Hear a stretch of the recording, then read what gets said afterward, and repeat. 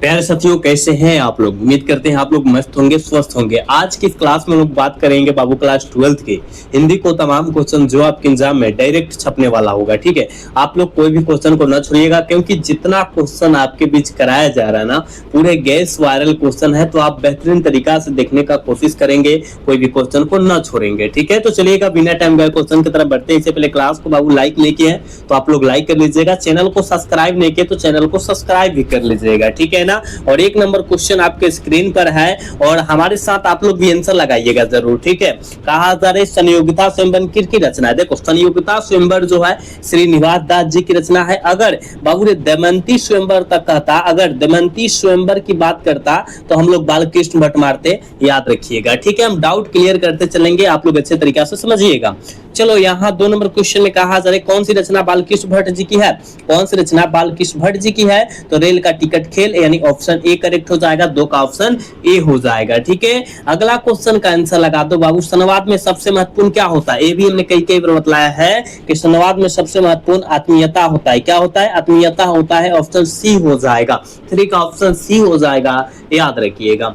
अगला क्वेश्चन का आंसर बाबू लगाइएगा। कहा जाए बालकृष्ण भट्ट के पिता पेशे से क्या थे। बालकृष्ण भट्ट के पिता बालकृष्ण भट्ट जी पेशे से क्या थे, तो व्यापारी थे। यानी पेशा क्या का, उनका काम क्या था, तो व्यापारी करते थे। पेशा मतलब व्यापार, मतलब काम कार्य। ठीक है ना, यानी ऑप्शन बी हो जाएगा। और पिताजी का नाम पूछा जाएगा बेनी प्रसाद भट्ट मारिएगा, आप लोग याद रखिएगा। माता जी का नाम पार्वती देवी मारिएगा, आपको सारे याद रखना है जितना बात बतलाया जा रहा है। चलो, बाबू कहा जा रहा है गुलेरी जी ने कुल कितनी कहानियां लिखी है। गुलेरी जी कुल कितनी कहानियां लिखी है, तो याद रखिएगा सुखमय जीवन, बुद्धू का कटना, और उसने कहा था कितना हुआ, 3 हुआ, तो 3 को लिखे हुए हैं, ऑप्शन बी हो जाएगा। ठीक है, 5 का ऑप्शन बी होगा, याद रखना है। चलो, अगला क्वेश्चन देखोगे, लाहना सिंह किस पद पर था। लाहना सिंह किस पद पर था, तो जमादार के पद पर था, याद रखिएगा, ऑप्शन सी हो जाएगा, 6 का ऑप्शन सी होगा, याद रखिएगा। क्लास को लाइक करते चलिएगा, चैनल को सब्सक्राइब भी साथ में करते चलिएगा आप सब। ठीक है, चलोगे, यहाँ पर कहा जा रहा है उसने कहा था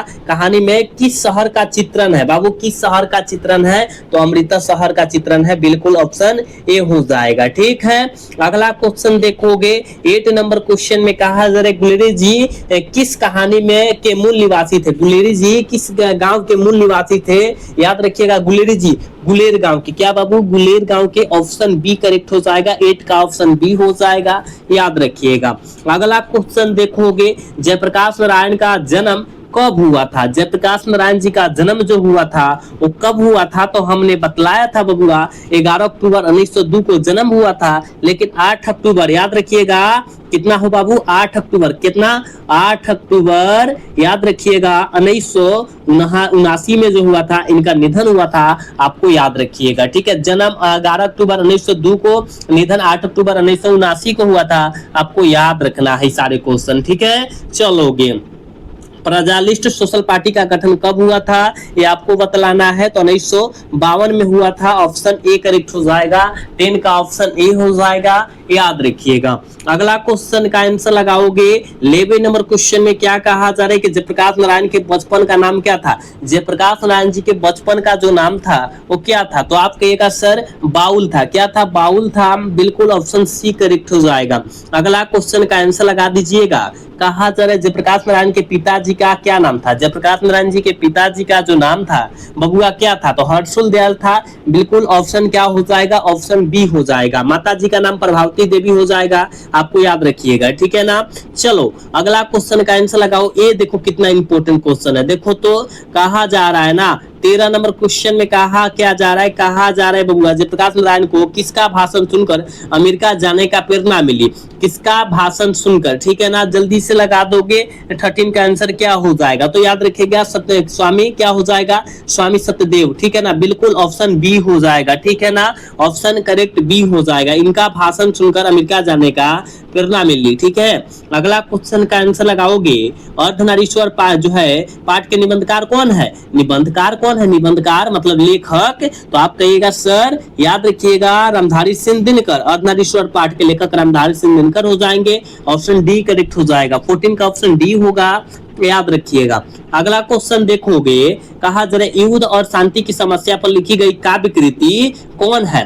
काव्य कृति कौन है? क्या युद्ध और शांति की समस्या पर कह रहा है? तो आप कहेगा सर कुरुक्षेत्र हो जाएगा, ऑप्शन करेक्ट सी हो जाएगा। अगला क्वेश्चन कहा जाए दिनकर करके, दिनकर किस युग के कवि है? दिनकर जी बाबू किस युग के कवि है ये आपको बतलाना है। हमने बतलाया था दिनकर जी का पूरा नाम रामधारी सिंह दिनकर और छायावादो युग के कवि है, ऑप्शन सी करेक्ट हो जाएगा। ठीक है, अगला क्वेश्चन देख बाबू, कहा जा रहा है कि न करके नदी, नदी के द्वीप किनकी रचना है? नदी के द्वीप जो है किनकी रचना है? ये भी बहुत इंपॉर्टेंट है, तो कहिएगा गुरुदेव जी अज्ञे जी की रचना है, बिल्कुल ऑप्शन ए हो जाएगा। ठीक है ना, ऑप्शन ए हो जाएगा, याद रखिएगा। अगला क्वेश्चन का आंसर फटाफट लगाइएगा। रोज इनमें से क्या है? रोज पाठ इनमें से क्या है जो अज्ञे जी के द्वारा लिखा गया है? तो याद रखिएगा कहानी है। क्या है? कहानी है, ऑप्शन बी हो जाएगा। 18 का ऑप्शन बबुआ रे बी हो जाएगा, याद रखिएगा।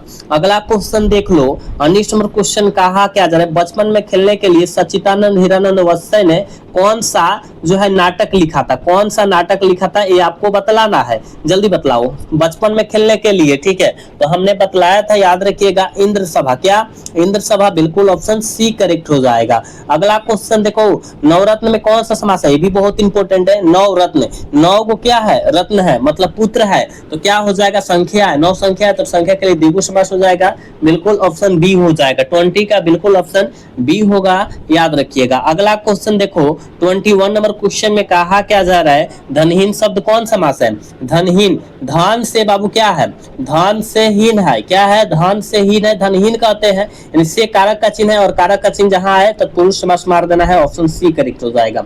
अगला क्वेश्चन का आंसर लगाओ, देवता का प्रवाची शब्द क्या होता है? बाबू देवता का प्रवाची शब्द क्या होता है? 22 का ऑप्शन क्या हो जाएगा? तो देव हो जाएगा, बिल्कुल ऑप्शन ए हो जाएगा। ठीक है, नेक्स्ट क्वेश्चन देखोगे, अमृत का प्रवाची शब्द है बाबू, अमृत का प्रवाची शब्द जो होता है वो क्या होता है? 23 का आंसर क्या हो जाएगा? तो अमिया होता है, बिल्कुल ऑप्शन बी हो जाएगा। अगला क्वेश्चन, सज्जन का विलोम शब्द क्या है? बाबू सज्जन का विलोम शब्द क्या होता है? तो आप कहिएगा सज्जन का दुर्जन, उल्टा है ना, विलोम शब्द का मतलब का उल्टा, ऑप्शन बी करेक्ट हो जाएगा। अगला क्वेश्चन देख बाबू, कहा क्या जा रहा है, पुरस्कार, कहा जाए पुरस्कार शब्द का विलोम शब्द क्या होगा? तो पुरस्कार का उल्टा यानी दंड हो जाएगा, बिल्कुल करेक्ट ऑप्शन ए होगा रे बाबू, याद रखना। पूरे इंपोर्टेंट क्वेश्चन आपके बीच कराया जा रहा है, आपको कोशिश करना है सारे क्वेश्चन को याद करने के लिए। कहा जा रहा है कि सूरदास किस मार्ग में दीक्षित हुए थे? सूरदास जी बाबू किस मार्ग में दीक्षित हुए थे ये आपको बतलाना है, तो कहिएगा सर पुष्टि मार्ग, बिल्कुल ऑप्शन सी हो जाएगा। अगला क्वेश्चन देखोगे, निम्नलिखित में से कौन सी रचना सूरदास की है? कौन सी रचना जो है सूरदास की है? तो याद रखिएगा बाबू साहित्य लहरी, ठीक है ना, ऑप्शन डी हो जाएगा। गीतावली याद रखिएगा तुलसीदास जी की है। बरबे रामायण याद रखिएगा, ये जो है बरबे रामायण जो है सूरदास की, तुलसीदास जी की है, ठीक है ना। चित्र रेखा ये जो हो जाएंगे, याद रखिएगा अशोक वाजपेयी जी की है, लेकिन साहित्य लहरी सूरदास जी की है, ठीक है, आपको याद रखना है। चलो अगला क्वेश्चन का आंसर लगाओगे, सूरदास के संकलित पदों में कौन सा रस पाया जाता है? सूरदास के कहा गया है, ठीक है ना। तो 28 का आंसर क्या हो जाएगा? वात्सल्य रस पाया जाता है, बिल्कुल ऑप्शन बी होगा। अगला क्वेश्चन देखोगे, रामचरितमानस का समय क्या था? रामचरित जो मानस रचा गया था उनका समय जो था क्या था, ये आपको बतलाना है। 29 का आंसर ऑप्शन करेक्ट ए हो जाएगा, 1631 बिल्कुल ऑप्शन ए हो जाएगा। अगला क्वेश्चन देखोगे, सबसे हित का, देखो सबके हित का वचन कौन करता है? सबके हित का वचन बाबूरी कौन करता है? तो आप कहेगा सर कबीर करते हैं ना, ऑप्शन बी हो जाएगा। 30 का ऑप्शन जो हो जाएगा बी हो जाएगा, याद रखिएगा।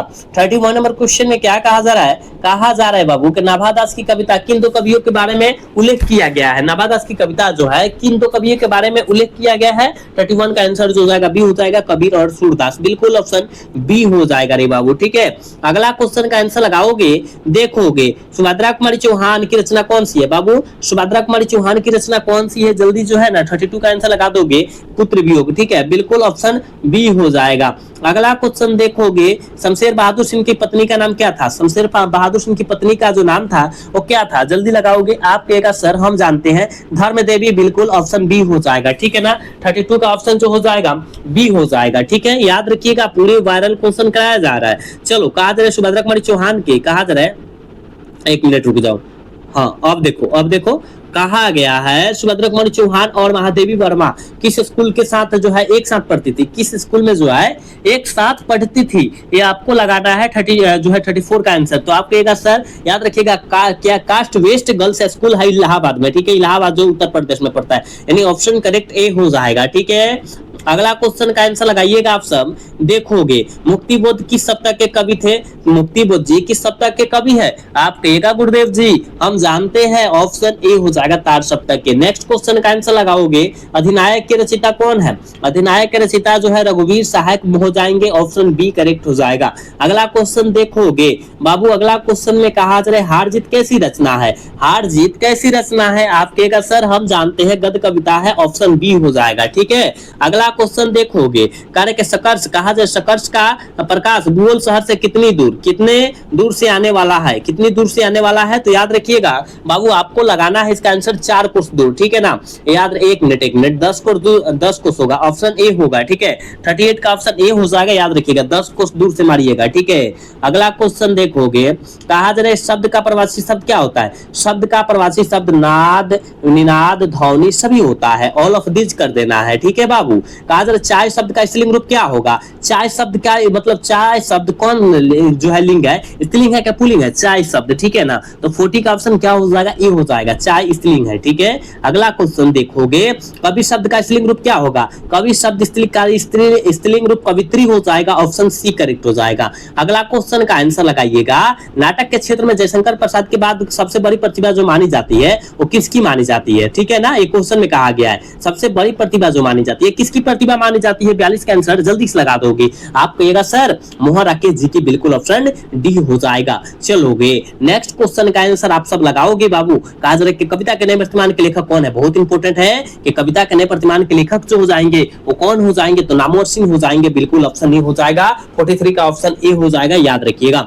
नेक्स्ट क्वेश्चन देखोगे बाबू, कहा जा रहा है ओम प्रकाश वाल्मीकि ने किस नाटक की स्थापना की है, ओम प्रकाश वाल्मीकि जी किस नाटक की स्थापना किए हुए हैं, जल्दी से लगाओगे तो मेघदूत। ठीक है, ऑप्शन ए हो जाएगा। ठीक है, 44 का ऑप्शन करेक्ट ए हो जाएगा, याद रखिएगा। 45 नंबर क्वेश्चन में कहा जा रहा है जय कृष्णमूर्ति इनमें से किन की रचना है, जय कृष्णमूर्ति की इनमें से कौन सी रचना है। ठीक है, रोज अंग्रेजी की रचना है, संपूर्ण क्रांति, याद रखिएगा जयप्रकाश नारायण जी की रचना है, बातचीत बालकृष्ण भट्ट जी की रचना है, लेकिन शिक्षा जय कृष्णमूर्ति की रचना है, यानी ऑल ऑफ दीज यहाँ का हो जाएगा, ऑप्शन डी हो जाएगा, डी फॉर डॉग। ठीक है, चलोगे अगला क्वेश्चन अगिन शब्द का तद्भव रूप क्या होगा। देखिए अगिन जहां संस्कृत रूप आता है, याद रखिएगा संस्कृत रूप तद्भव होता है। ठीक है, संस्कृत जो होता है तद्भव होता है, तत्सम जो होता है हिंदी रूप होता है, तो तद्भव अगिन तद्भव है, तो अगिन का जो हो जाएगा तद्भव रूप क्या होगा, तो आग हो जाएगा। ठीक है, ऑप्शन डी हो जाएगा। ठीक है, ऑप्शन डी होगा, 46 का ऑप्शन डी होगा। अगला क्वेश्चन 47 नंबर क्वेश्चन में कहा जा रहा है कि हिंदी में कुल कितने स्वरनाम है, हिंदी में कुल कितने स्वरनाम है, आप कहेगा सर 11 है, ऑप्शन क्या हो जाएगा, डी हो जाएगा।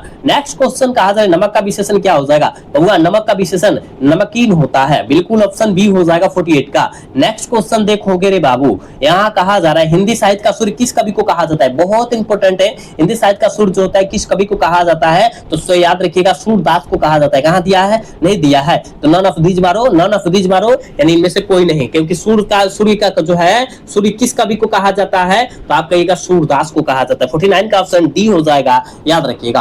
आज के क्लास के लास्ट क्वेश्चन है बाबू, कहा क्या जा रहा है, देखोगे कहा जा रहा है कि निम्नलिखित में से कौन सी रचना भगत सिंह की है, कौन सी रचना भगत सिंह की है, संपूर्ण क्रांति जयप्रकाश नारायण जी की रचना है, ओ सदानीरा जगदीश चंद्र माथुर की रचना है, शिक्षा जय कृष्णमूर्ति की रचना है, लेकिन एक लेख और एक पत्र जो है भगत सिंह की रचना है, यानी यहाँ पर ऑप्शन डी करेक्ट हो जाएगा, डी फॉर डॉग हो जाएगा। बाबू हमने 50 क्वेश्चन आपके एग्जाम के लिए बहुत महत्वपूर्ण क्वेश्चन कराया है, तो आप अच्छे तरीके से इस 50 क्वेश्चन को रट जाइएगा, क्योंकि आपके एग्जाम में हर एक बार के भांति इस बार आने वाला सारा प्रश्न है, तो आप लोग अच्छे तरीके से रट जाइएगा, पढ़ जाइएगा। ठीक है, और कमेंट करके बताइए कि आज का क्लास कैसा लगा, अगर अच्छा लगा हो तो क्लास को लाइक, चैनल को सब्सक्राइब करना न भूलिएगा। मिलते हैं अगला क्लास में, तब तक के लिए जय हिंद, जय Bharat, tata, bye bye, love you.